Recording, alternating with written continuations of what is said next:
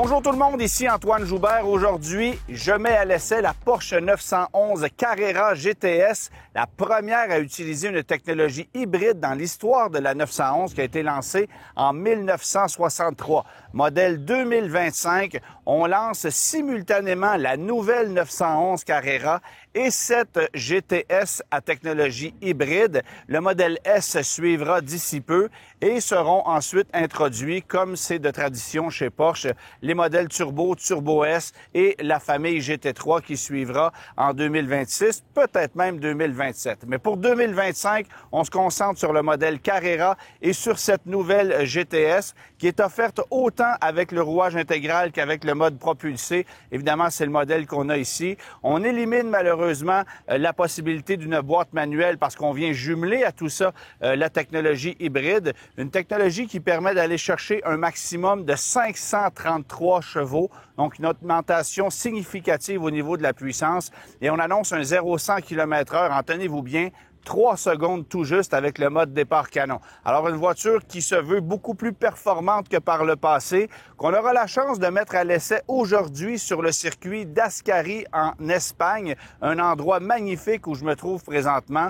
Mais avant de se lancer sur le circuit, on va découvrir les entrailles de cette voiture-là à travers une technologie qui est quand même assez impressionnante, celle de la réalité augmentée.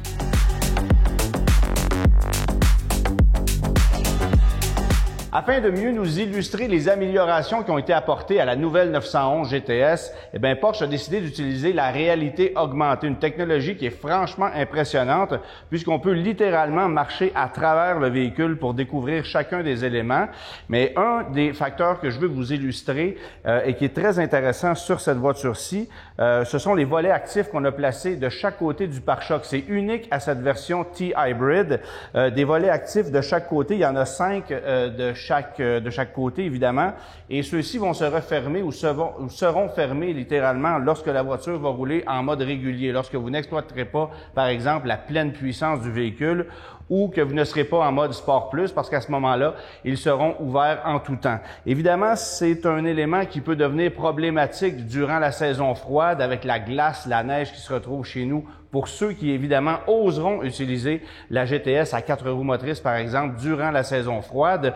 Mais ce qui est intéressant comme technologie ici, c'est qu'on a des radiateurs qui sont placés juste derrière, qui, eux, vont se charger de réchauffer les volets actifs pour que jamais la glace puisse s'accumuler sur ces derniers et donc faire fondre la glace si jamais il y a une situation comme celle-là.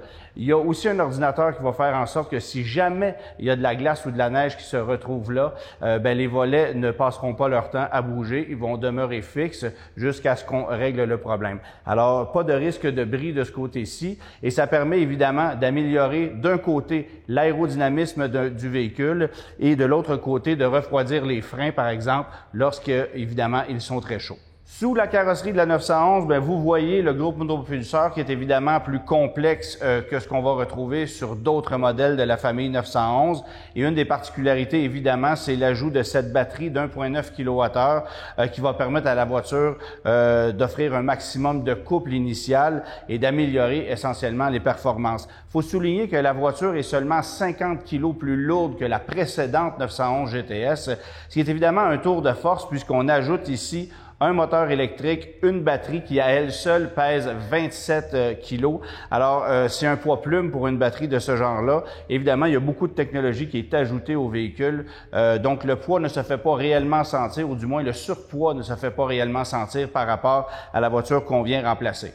Il y a plusieurs éléments techniques qui sont nouveaux sur ce véhicule-ci, la boîte PDK de nouvelle génération, à l'intérieur de laquelle s'intègre le moteur électrique. Et vous allez remarquer qu'il n'y a pas de plateau d'embrayage entre la transmission PDK et le moteur, ce qui fait en sorte qu'il n'y a pas de possibilité de rouler en mode électrique avec le véhicule. On n'a pas voulu faire de ce véhicule-ci une voiture dont le rendement énergétique est plus impressionnant. Évidemment que le système hybride est ici pour optimiser les performances. C'est un véhicule qui est capable de boucler le 0-100 km/h en 3 secondes à peine. Et évidemment, grâce à ce moteur électrique-là qui fait 49 chevaux, ça permet d'aller chercher une puissance maximale combinée de 533 chevaux.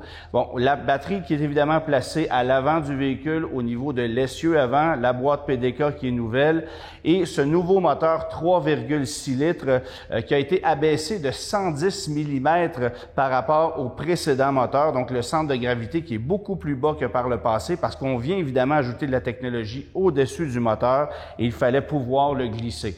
Et la pièce de résistance, bien sûr, de cette mécanique, c'est le nouveau turbocompresseur électrique qui va non seulement permettre d'optimiser le rendement, la puissance du véhicule, mais aussi de récupérer de l'énergie pour l'acheminer à la batterie qui, elle, va permettre d'aller chercher davantage de puissance lorsqu'on en a besoin. Alors, un turbocompresseur qui est environ 35% plus gros que celui qu'on vient remplacer sur les précédents moteurs, mais il n'y en a qu'un seul, à l'inverse des autres motorisations de la famille 911, qui, eux, vont faire appel à 2 turbocompresseurs plus compacts. Pour qu'on puisse pleinement goûter aux prouesses de la nouvelle 911 GTS T-Hybrid, les gens de chez Porsche nous ont conviés au circuit d'Ascari en Espagne, rien de moins. Un endroit magnifique, un circuit extraordinaire honnêtement, où il y a beaucoup de dénivellation, beaucoup de virages, un circuit assez technique, mais également très rapide, qui permet vraiment d'illustrer tout ce dont la 911 T-Hybrid est capable de faire. Et pour comparer la voiture avec cette nouveauté, on a aussi conduit la 911 Carrera 2025 régulière, laquelle gagne 9 chevaux de puissance, mais c'est quand même une voiture beaucoup moins incisive que la 911 Carrera GTS T-Hybrid, qui, elle, profite non seulement des freins de la 911 Turbo, alors il y a une grosse différence côté freinage, mais direction plus incisive, des pneus qui sont plus larges et une puissance franchement impressionnante. Ça boucle le 0-100 km/h en 3 secondes en mode départ canon. Alors, c'est un exercice qu'on a pu faire ici, mais de pousser la mécanique à sa limite, vous entendez le moteur chanter, c'est vraiment exceptionnel comme motorisation.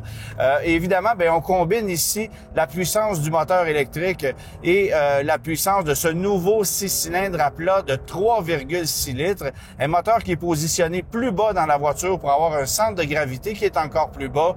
Alors, ça permet d'optimiser aussi la tenue de route. On peut évidemment avoir une version 4 roues motrices que j'ai pu conduire aussi sur le circuit, mais présentement, je suis au volant d'une version GTS propulsée et honnêtement, c'est un bonheur de conduire ça parce que non seulement la direction est précise, mais la puissance est disponible en tout temps. Il n'y a absolument aucun délai à l'accélération. C'est un truc qui s'est amélioré honnêtement par rapport à d'autres modèles Porsche du passé. Évidemment que le moteur électrique et l'instantanéité du couple vient optimiser le tout.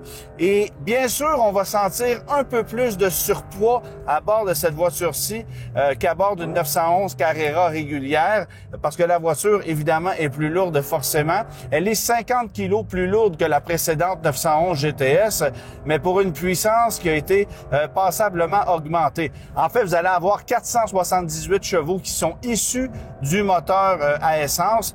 Donc, un petit peu plus de puissance que par le passé parce que le moteur précédent produisait 473 chevaux, mais on vient ajouter 54 chevaux supplémentaires qui proviennent du moteur électrique pour un total de 532 chevaux combinés. Alors, en consultant différents documents du côté de chez Porsche, on fait parfois état de 533 chevaux, d'autres fois 532, mais il n'y a pas beaucoup de différence. Un chevaux, ça fait pas beaucoup de différence ici.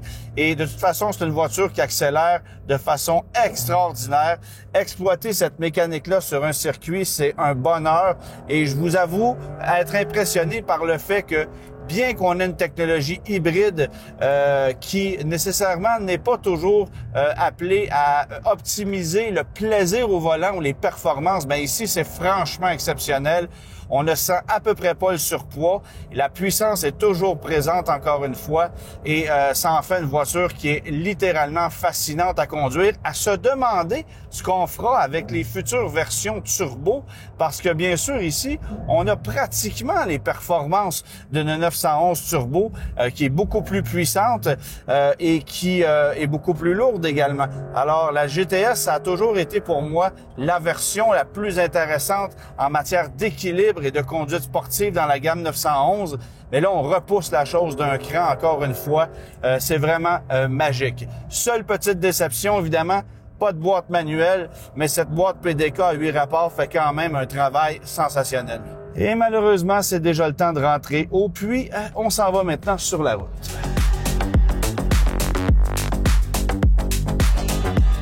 Après avoir passé quelques heures sur le circuit d'Ascari avec beaucoup de plaisir au menu, évidemment, la version GTS qui est sensationnelle, mais là, je prends le volant d'une version 911 Carrera régulière, décapotable, comme vous pouvez le constater.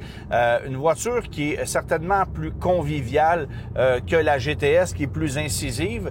Ceux qui veulent une conduite véritablement plus sportive vont trouver leur compte certainement dans une GTS, qui est quand même une voiture plus facile à vivre sur la route qu'une GT3 ou une GT3 RS, ça c'est évident.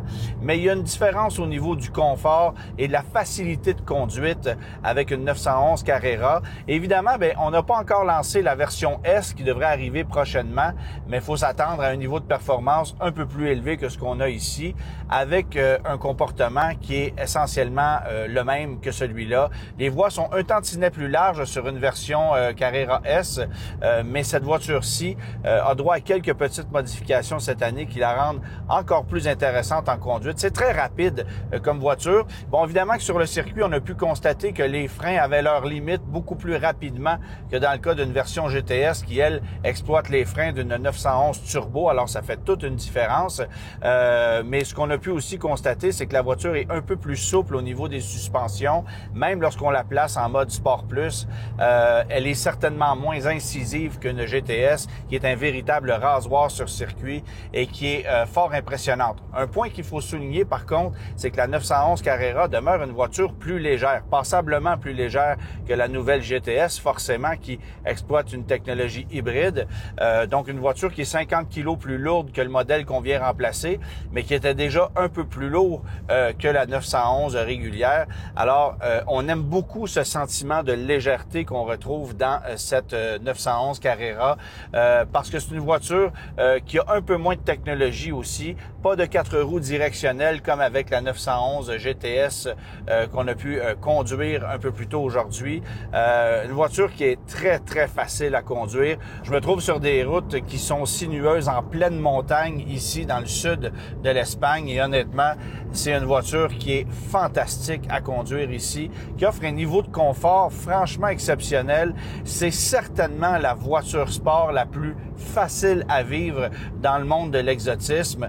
Il n'y a pas une autre voiture qui va vous offrir à la fois le niveau de performance qu'on peut obtenir ici et le confort et la facilité de conduite d'une Porsche 911.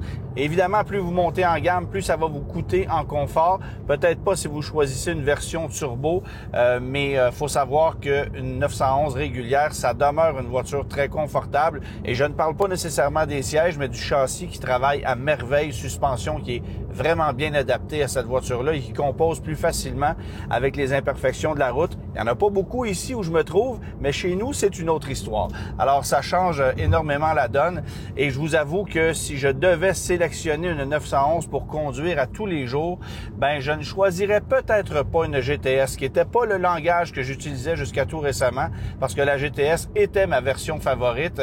Mais il faut vouloir faire peut-être un peu de circuit ou avoir un niveau de performance encore plus élevé pour sélectionner une version GTS, parce qu'une 911 Carrera régulière, honnêtement, sans dire que c'est le meilleur des mondes, c'est une voiture extrêmement facile à conduire et qui propose quand même, avec 394 chevaux de puissance, un niveau de performance exceptionnel. C'est 9 chevaux de plus que l'an passé. On conserve le même moteur 3 litres biturbo qu'on avait jusqu'à tout récemment, mais on l'a optimisé pour aller chercher un petit peu plus de puissance.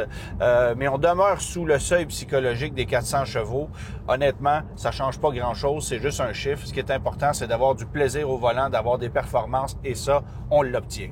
On a changé quelques éléments cosmétiques de la 911 Carrera pour 2025 à l'extérieur, mais à bord, les changements sont les mêmes que la 911 GTS, c'est-à-dire cette instrumentation qui est désormais 100% numérique.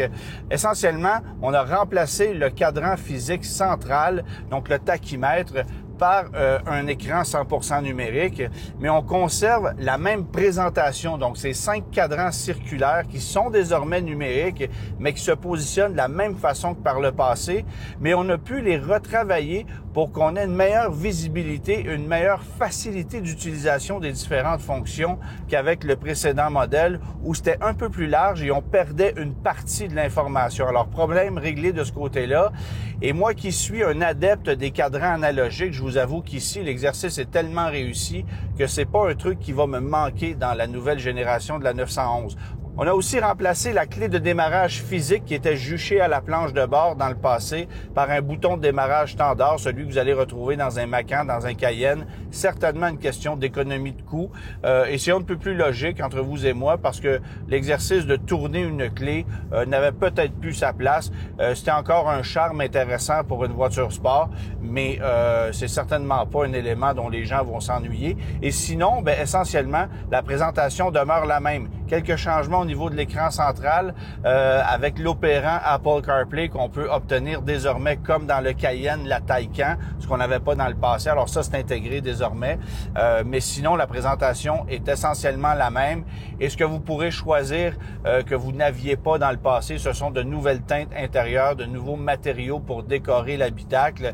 Et ça, c'est en plus des choix de teintes qui sont quasi infinis avec la 911. C'est-à-dire que en plus du catalogue de couleurs standard, vous allez avoir 127 couleurs que vous pouvez sélectionner dans le catalogue qu'on appelle Paint to Sample chez Porsche. Et ça, c'est en plus du fait que vous pourriez sélectionner la couleur de votre choix. Ça va vous coûter une petite fortune et vous risquez d'attendre votre voiture très longtemps. Mais il n'y a rien d'impossible chez Porsche tant que vous payez.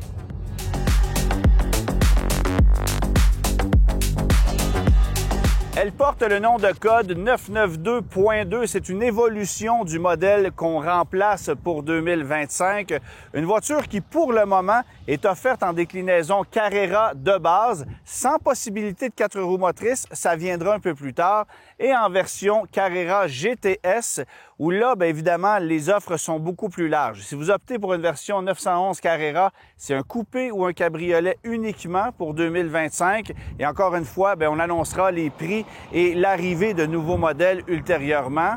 Mais dans le cas de la version GTS, vous pouvez obtenir un coupé ou un cabriolet avec ou sans 4 roues motrices et une version Targa qui, elle, viendra d'emblée avec les 4 roues motrices. Encore une fois, une voiture intéressante avec 5 possibilités de configuration dans la gamme GTS, mais la facture est passablement plus salée que par le passé. C'est vrai aussi pour la 911 Carrera régulière dont le prix d'entrée aujourd'hui est à 135 600 $. Ça exclut les frais de transport, préparation de concessionnaire et toutes les options que vous pourriez y ajouter parce qu'évidemment, une 911, ça vient avec une vingtaine de milliers de dollars d'options facilement. Dans le cas du cabriolet qu'il y a ici, c'est un modèle dont le prix d'entrée est à 150 000 $, modèle toujours propulsé. Et si vous passez au modèle Carrera GTS, là, le prix d'entrée est à 182 900 $ et ça va jusqu'à 206 000 $ pour un cabriolet Carrera 4 GTS ou une version Targa. La cabriolet et la Targa étant offertes au même prix. Et encore une fois, on peut leur ajouter énormément d'options. Une des options intéressantes que vous pourriez choisir, c'est le groupe Aero qui vient habiller un peu la voiture, qui change son look, qui allège la voiture également par l'ajout de fibres de carbone. Ça sera assurément un groupe d'options qui sera convoité par plusieurs acheteurs. Il n'y a pas besoin de vous dire que ça va faire grimper la facture de façon considérable. Évidemment, Porsche fera tout pour vous vendre vendre la montre assortie à la voiture que vous pourriez choisir, une montre que vous pouvez personnaliser. D'ailleurs, dans le configurateur de Porsche en ligne, vous pourrez choisir une montre assortie à la voiture que vous venez de configurer et la modifier par la suite selon vos moindres désirs. Évidemment, une montre dont le prix avoisinera facilement les 10 000 $ et on peut grimper ça jusqu'à près de 20 000 $, tout dépendant des options que vous allez mettre sur votre montre, parce que même les montres peuvent recevoir énormément d'options chez Porsche. N'empêche que la 911, c'est une voiture fantastique. Je m'interroge personnellement sur l'intérêt qu'auront les acheteurs sur cette nouvelle version GTS, qui est sensationnelle sur circuit, certes, mais qui est un petit peu plus pointue que par le passé, à mon avis. Et en conduisant une 911 Carrera régulière, on se rend compte que ce modèle-là peut faire un travail exceptionnel dans la vie de tous les jours. Viendra évidemment la version S qui arrivera un peu plus tard pour 2025, qui, elle, offrira probablement une cinquantaine de chevaux en renfort. Ça pourrait devenir une version de plus en plus convoitée, parce que le modèle GTS, on y ajoute de la technologie, on y ajoute du poids, les performances sont franchement exceptionnelles, mais on l'amène à un niveau supérieur et à une facture qui est encore plus élevée. Alors, on verra si la clientèle suit, parce que jusqu'à maintenant, la gamme GTS gagnait sans cesse à popularité. Maintenant, il faut savoir que la technologie T-Hybrid qu'on ajoute cette année à la 911 Carrera GTS, elle risque de se retrouver chez plusieurs autres déclinaisons de la grande famille 911, peut-être même ailleurs dans la grande famille Porsche. Une technologie qui a du futur, qui est certainement impressionnante pour la performance qu'on peut en obtenir. Tout ça pour des émanations polluantes qui sont moindres que par le passé. Et ça, c'est aussi un objectif chez Porsche qui tend de plus en plus vers l'électrification.